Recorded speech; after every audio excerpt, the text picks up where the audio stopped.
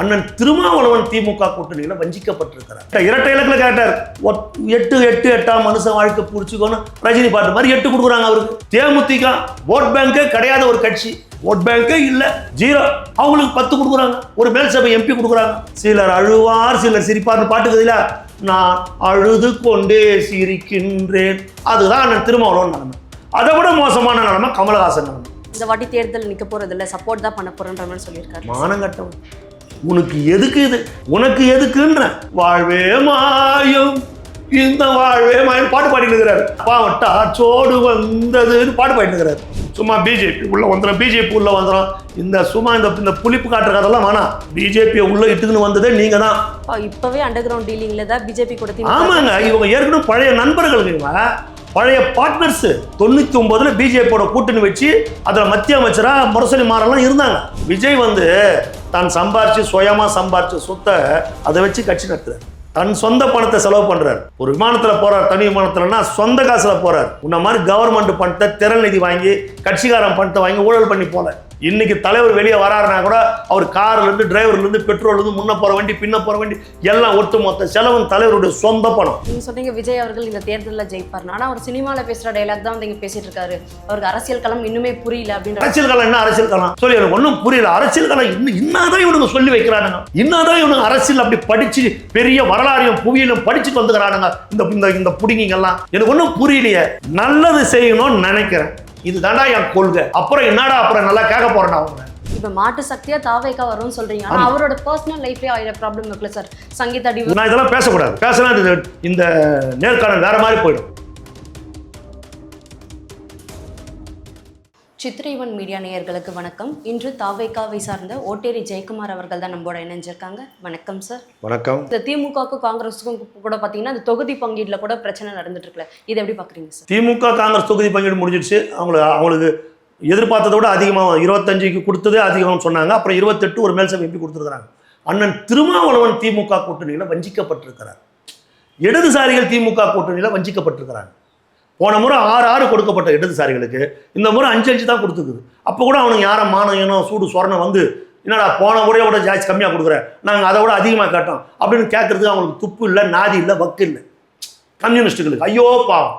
அண்ணன் திருமாவளவனுக்கு என்ன வந்தது? அவருக்கு என்ன வந்தது? இத்தனை வருஷம் 5 ஆண்டுகள் ஆட்சியில் வேங்கவேல் பிரச்சனையை பற்றி அவர் ஒன்றும் கண்டுக்கல, நாங்குநேரி பிரச்சனையை பற்றி அவர் ஒன்றும் கண்டுக்கல. தாழ்த்தப்பட்ட சமூகத்தில் சேர்ந்த ஒரு சேர்மன் போய் அவனுடைய நாற்காலியில் உட்கார முடியாத சூழ்நிலை வருது, சேர்மன் நாற்காலியில், அதை பற்றி அவர் கவலைப்படல.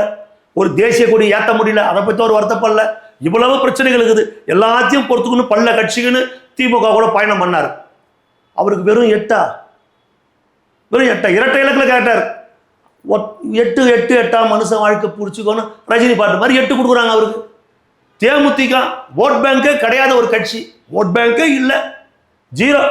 அவங்களுக்கு 10 கொடுக்குறாங்க, ஒரு மேல் சபை எம்பி கொடுக்குறாங்க. அதுவும் பிஜேபி கூடலாம் பலமுறை கூட்டு வச்சுக்கோங்க, ஏடிஎம்கே கூட பலமுறை கூட்டு வச்சுக்கிறோம், இங்கே அங்கன்னு மாறி மாறி கூட்டணி பேசுகிறவங்க. அவங்களுக்கு 10 கொடுக்குறாரு, இவருக்கு 8 கொடுக்குறாரு. திருமாவளவன் அண்ணன் வேதனைப்பட்டு பேசுகிறாரு. எங்களை ஒடுக்குறாங்க, அடக்குறாங்க, நாங்கள் தாழ்த்தப்பட்ட மக்கள் வளருவதை விரும்ப மாட்டேன்றாங்க அப்படின்னு அவர் அழுது கொண்டே சிரிக்கிறார். சிலர் அழுவார் சிலர் சிரிப்பார்னு பாட்டுக்குதுல, நான் அழுது கொண்டே சிரிக்கின்றேன். அதுதான் அண்ணன் திருமாவளவன் நிலைமை.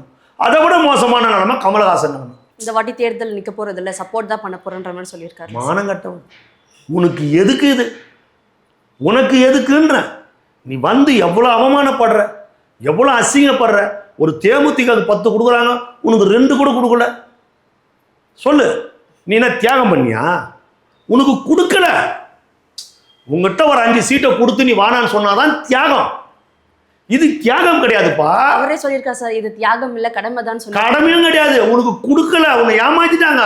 உனக்கு ஒப்பு சப்பானா உனக்கு வச்சுக்கினாங்க. நீ ஒப்புக்கு சப்பானி, புரியுதா? நீ ஒண்ணுமே கிடையாது. அவர் அப்படியே பாவாங்க ஆழ்வார்பேட்டில் பட்டு வாழ்வே மாயும் இந்த வாழ்வே மாயும் பாட்டு பாடிட்டு இருக்கிறாரு. புரியுதுங்களா? பாவட்டா சோடு வந்ததுன்னு பாட்டு பாடிட்டு இருக்கிறாரு. அவர் நிலைமை எவ்வளோ மோசமாக இருக்கு பாருங்க. புரியுதுங்களா? திமுக எல்லாரையும் அவமானப்படுத்திட்டாங்க.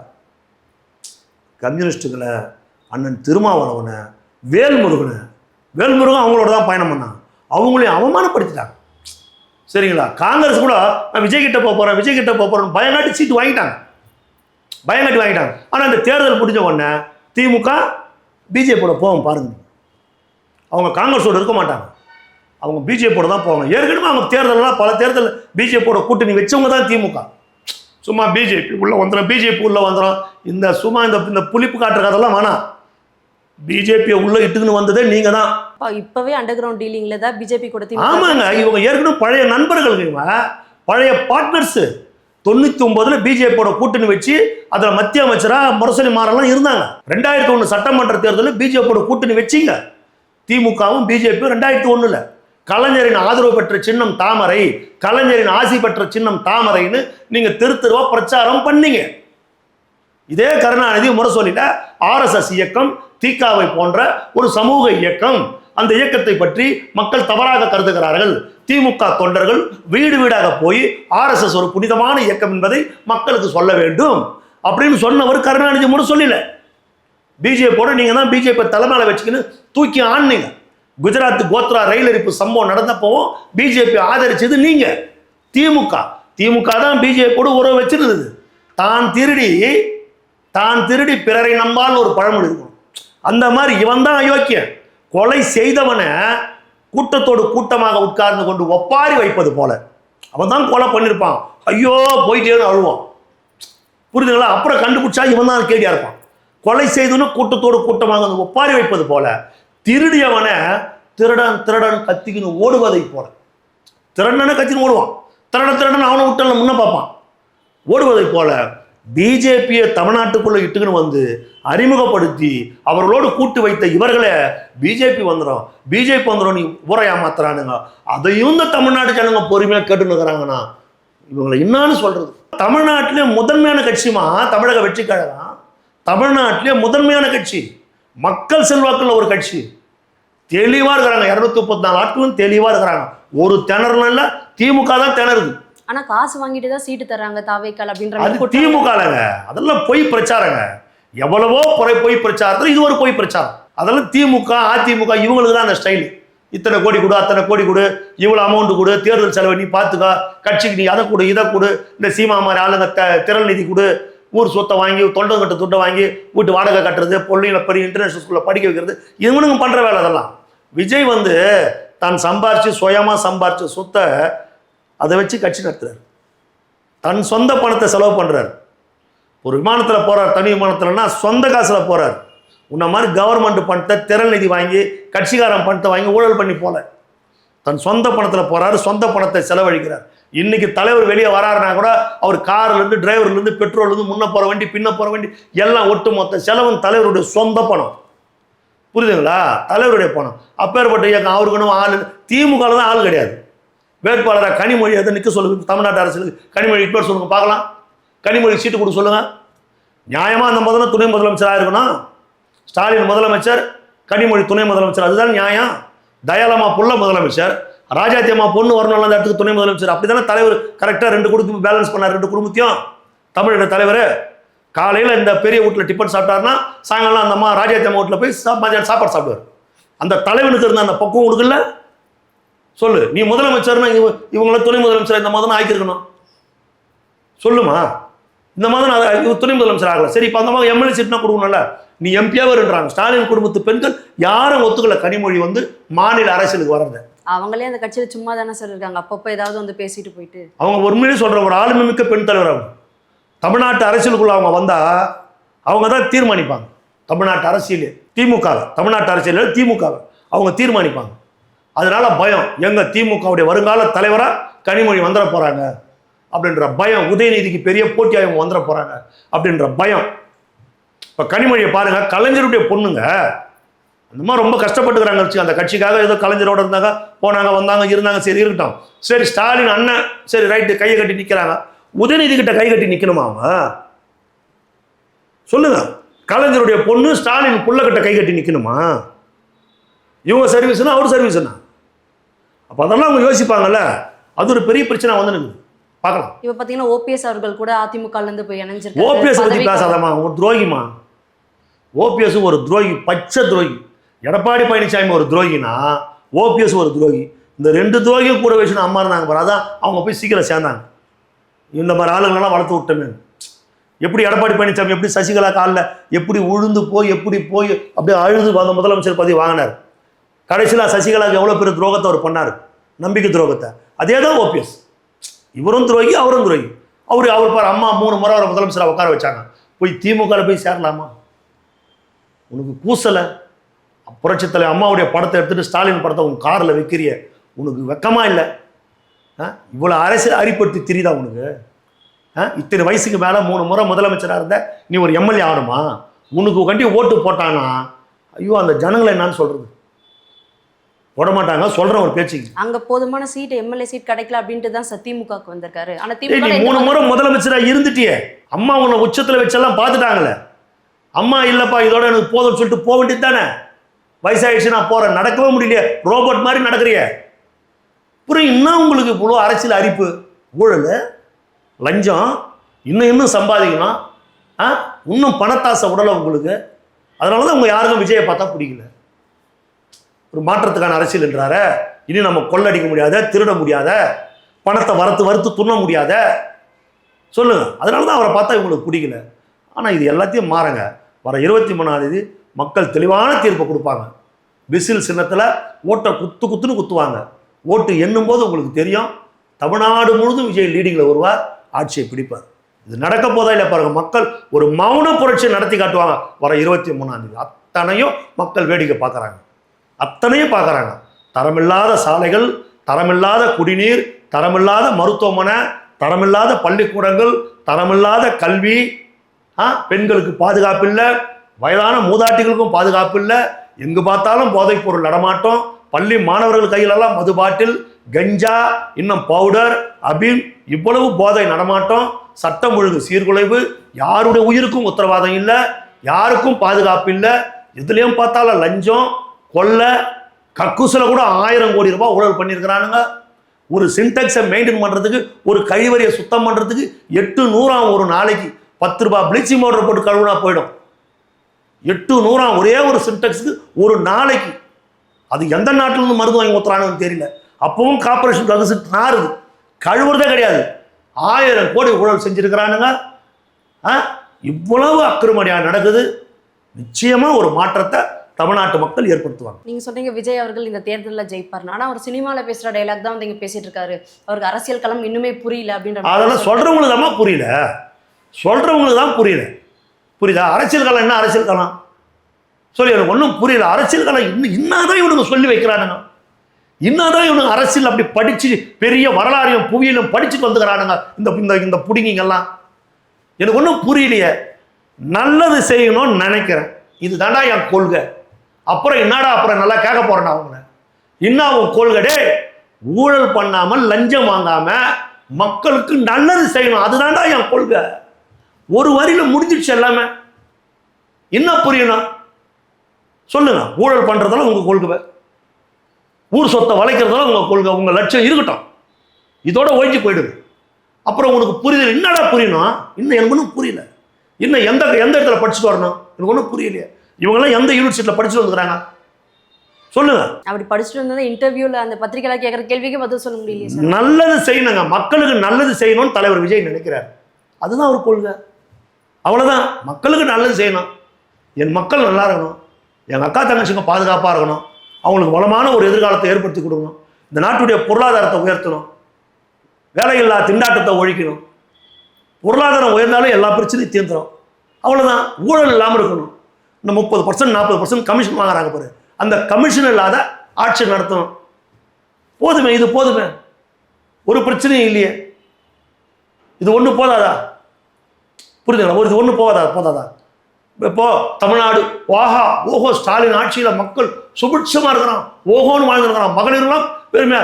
அப்பா ஒரு 2 நாளைக்கு முன்ன படப்பையில் ஒரு பெண், 28 வயசு பெண், தன்னுடைய 10 வயசு மகளையும் 5 வயசு மகனையும் எடுத்துக்கிட்டு போய் அந்த படப்பையில் அவள் வீட்டு பக்கத்தில் இருக்கிற பாழும் கிணத்துல குதிச்சு தற்கொலை பண்ணிக்கினாடா. உங்கள் ஆட்சியில் கேடு கட்டணும் இல்லை, உங்கள் ஆட்சியில். ஏன் தெரியுமா? கடன் தொல்லை. 1 வருஷத்துக்கு முன்ன அந்த பொண்ணுடைய கணவர் தற்கொலை பண்ணிக்கினார், கடன் தொல்லை. அவர் போனதுக்கப்புறம் சரி அவர் போயிட்டாரு, ஏதோ ஒரு வேலை பார்த்து இந்த குழந்தைங்களை நம்ம காப்பாற்றலான்னு அந்த பொண்ணு முயற்சி பண்ணுறான், முடியலை. பசங்க ஸ்கூலுக்கு போயிட்டு வராங்க, வந்தவங்க பேகை கட்டி வைக்கிறாங்க. அம்மா சாப்பிட்றதுக்கு ஏதாச்சும் இருக்குதாம்மான்னு கேட்குறாங்க. இந்த சாப்பிட்லாம், பக்கத்தில் போயிட்டு வரலாம் வாங்கன்னு அந்த குழந்தைங்களை அப்படியே கையை பிடிச்சின்னு போகுது. அம்மா ஹோட்டல் கட்டுன்னு போகிறாங்க பொழுது, ஏதோ வாங்கி கொடுக்க போகிறாங்க பொழுது, நம்ம வந்து விளையாடலான்னு அந்த 2 பிஞ்சு குழந்தையும் அந்த அம்மா கூட போகுது. அந்த 28 வயசு பொண்ணு அந்த வீட்டுக்கும் அந்த பாழம் கிணத்துக்கு நடுவில் அப்போ எவ்வளவு வேதனையை தாங்கி போயிருப்பான்.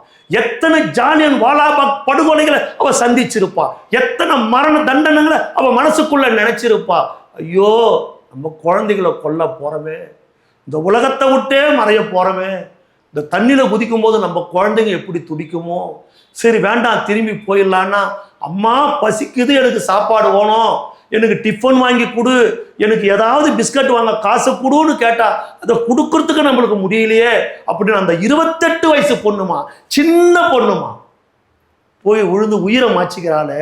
இந்த கேடுகட்ட ஆட்சியில தனி ஒரு மனிதனுக்கு உணவில்லை எனில் இந்த ஜகத்தினை அழித்திடுவோம்னு பாரதி சொன்னானே. உன் பாடி விட்டு சென்று பல ஆண்டுகள் கடந்த பின்னாலும் இந்த கொடுமையை சந்திக்கிறோமே. தான் பெற்ற 8 பிள்ளைகளையும் தூக்கி வறுமையில தன் நாத்தனாரின் கொடுமை தாழ முடியாத பாழங்கணத்துல போட்டு செத்து போனாலே நல்ல தங்கால்னு கதையை படிச்சோமே. இந்த நவீன யுகத்துல எத்தனை நல்ல தங்கால்கள் இன்னமும் இந்த பாழங்கணத்துல குதிக்கிறாங்களே வறுமை தாங்க முடியாம. சிங்கப்பூர்லயோ கனடாலேயோ அமெரிக்காவிலேயோ வறுமை தாங்க முடியாத தற்கொலை பண்ணிக்கிறாங்களா? அப்ப தமிழ்நாடு வளர்ந்த நாடா? நீங்க நாட்டை பெருசா வளர்ச்சி அடைய வச்சிட்டீங்களா?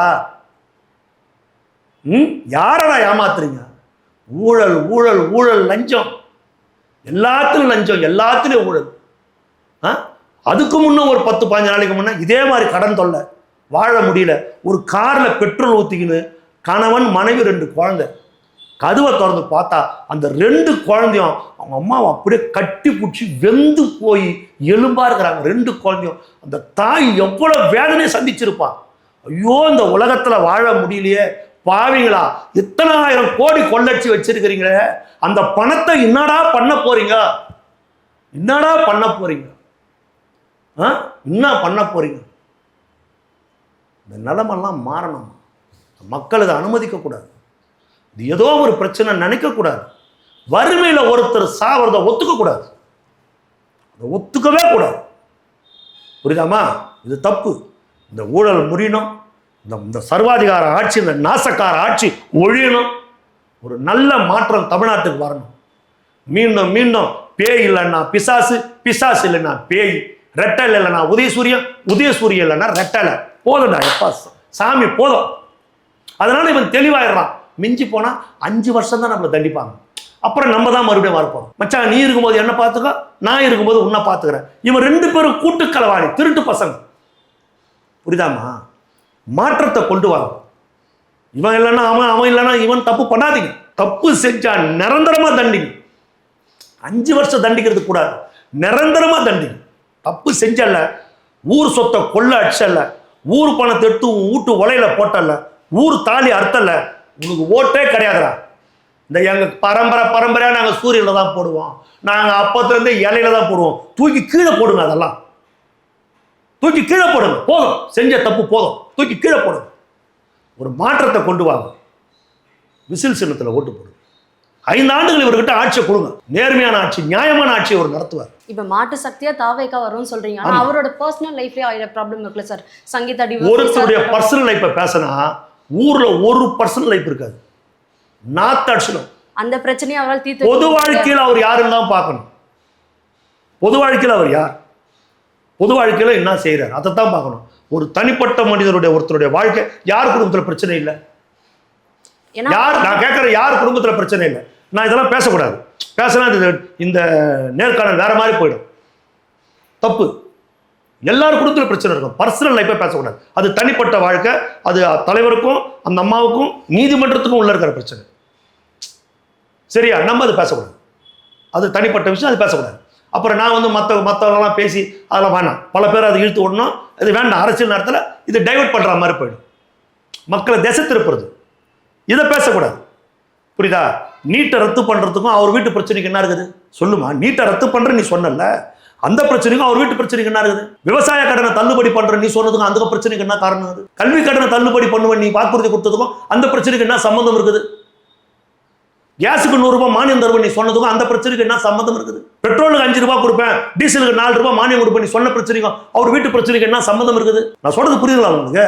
எத்தனை வாக்குறுதிகள் கொடுத்தீங்க போன தேர்தலில்? ஏன் அந்த வாக்குறுதிகளை நிறைவேற்றல? மாதம் கரண்ட் பில்லை நாங்கள் கணக்கெடுப்போம்னு சொன்னீங்களே, ஒவ்வொரு மாதமும் கணக்கெடுப்போம்னு சொன்னீங்களே, ஏன் எடுக்கல? இதெல்லாம் நீ கொடுத்த வாக்குறுதியை நிறைவேற்றலையே, ஏன் இதை நிறைவேற்றல? ஏன் சட்டம் ஒழுங்கு இவ்வளவு மோசமாகுது? ஏன் யாருக்கும் பாதுகாப்பு இல்லை? இதுவரையில் இல்லாத அளவுக்கு போதைப் பொருள் ஏன் இவ்வளவு நடமாட்டங்குது? டாஸ்மாக் எல்லாம் நாங்கள் மூடிடுவோம், இளம் விதவைகள் அதிகமாக இருக்காங்க, மூடு டாஸ்மாக மூடு அப்படின்னு கையில் பிடிச்சிய போர்டு நீ மூடுனியா? டாஸ்மாக மூடுனியா? இதெல்லாம் மக்கள் கேட்கணும். புரியுதா? இதுதான் பிரச்சனை.